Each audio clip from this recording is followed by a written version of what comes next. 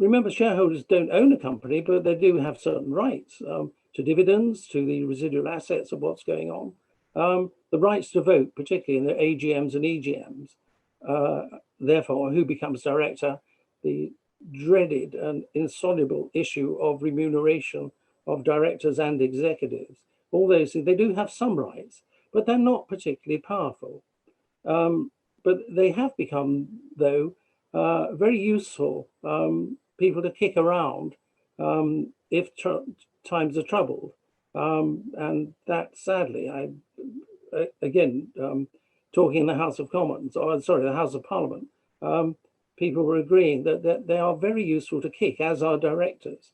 But they're not really the people who have the long-term liabilities which directors and the company itself actually has.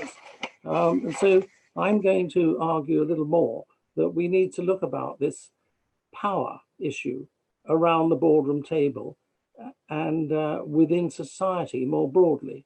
The notion of the supremacy of power was meant to be part of the Companies Act, and the board was meant to have supreme power.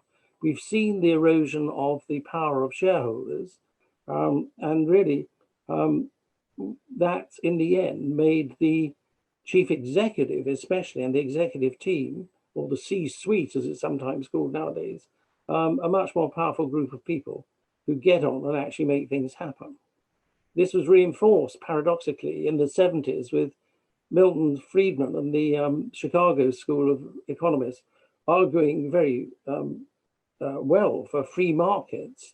But from that has emerged a rather hazy concept of shareholder value, which is not really very well tested. And the ironic or the paradoxical development of such power is that shareholder value actually has reinforced not the shareholders, but the position of the chief executive even further, to a point of them, many of them being rewarded what I would say was ridiculously well, and often on a simple criteria in the end of raising a share price, which often they alone can manipulate.